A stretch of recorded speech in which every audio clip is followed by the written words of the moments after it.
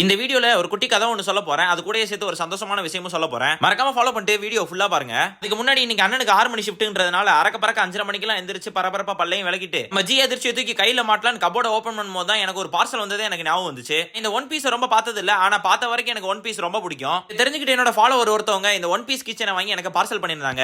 அதை வாங்கி வச்சுட்டு ஓப்பன் பண்ணாம இருந்தேன். இன்னைக்கு தான் ஞாபகம் வந்துச்சு. அதை அப்படியே எடுத்து ஒரு சாவிக்கு போட்டாச்சு. 6 மணிக்கு ஆஃபீஸ்க்கு போனேன். 8 மணி வரைக்கும் எக்கச்சக்கமான வேலை இருந்துச்சு. எல்லாத்தையும் முடிக்கல. சாப்பிட்டு வந்து சாவகாசமா பாத்துக்கலாம்னு சொல்லிட்டு ரிட்டர்ன் சாப்பிடுறதுக்கு ரூம் வந்துட்டேன். பள்ளி பருவத்துல இருந்தே பழக்க மாறாத ஒரு விஷயம் ஒண்ணு என்கிட்ட இருக்குது. அது என்ன, டிஃபன் பாக்ஸ் நைட் ஃபுல்லா கழுவாம போட்டுருவேன். அதை ஞாபகம் வந்து காலையில திறக்கும் போது நறுமணம் 4 தெருவுக்கு வீசும். இன்னைக்கு காலையில ஆபீஸ் வந்து பேக்க திறக்கும் போது 2 பாட்டில் கழுவாம கடந்ததே ஞாபகம் வந்துச்சு. அது ரிட்டர்ன் ரூமுக்கு எடுத்துட்டு போகும்போதே கழுவி வாங்கிட்டு போன பால் பாக்கெட்ல ஏபிசி மால்ட் போட்டு குடிச்சிட்டு சாப்பிட்டுட்டு ரிட்டர்ன் ஆபீஸ் வர்றதுலயே 1 மணி நேரத்தை ஓப்பி அடிச்சிட்டேன். இதெல்லாம் போக காபி குடிக்கிறேன்னு ஒரு 1/4 மணி நேரத்தை போட்டு தள்ளிட்டு கடமை அத்தறதுக்கு போய் உட்காந்துட்டேன். இப்ப வீடியோ ஒரு பக்கம் ஓடட்டும், அந்த குட்டி கதை என்னங்கறத சொல்றேன். சமீப காலமாவே போடுற எந்த வீடியோக்குமே வியூஸ் சரியா போகவே இல்ல. நாள் ஃபுல்லா வீடியோ எடுத்து கஷ்டப்பட்டு வீடியோ போடுறேன். யாரும் ஃபாலோ பண்ணலனா கூட பரவாயில்ல, நிறைய பேர் அன்ஃபாலோ பண்ணிட்டு இருக்காங்க. முன்னாடி 27,600 ஃபாலோவர்ஸ்ல இருந்துச்சு. கடந்த 20 நாள்ல 600 ஃபாலோவர்ஸ் டிராப் ஆயிருக்கு. இத பார்த்து ரொம்ப மன வருத்தத்துக்கு உள்ளான நானு எவ்வளவு கஷ்டப்பட்டாலும் ஃபாலோவர்ஸ் ஏற மாட்டேங்குது. இதுக்கப்புறம் எதுக்கு வீடியோ போடணும், இனிமேல் வீடியோவே போட வேணாம் அப்படிங்கிற முடிவுக்கு வந்துட்டேன். அப்புறம் சோகத்தோட நைட் மொட்டை மாடியில உட்கார்ந்து காத்து வாங்கிட்டு இருக்கும்போது தான் ஒரு விஷயம் தோணுச்சு. நம்ம எப்பயும் போல தொடர்ந்து வீடியோ போட்டுக்கிட்டே இருப்போம். நம்மள பிடிச்சு பாக்குறவங்க கண்டிப்பா ஃபாலோ பண்ணி சப்போர்ட் பண்ணுவாங்க. சோ கவலையை தூக்கி ஓரமா வச்சுட்டு வீடியோ போடுறத கண்டினியூ பண்ணலாம்னு இருக்கேன். நாளைக்கு வீடியோல சந்திக்கலாம்.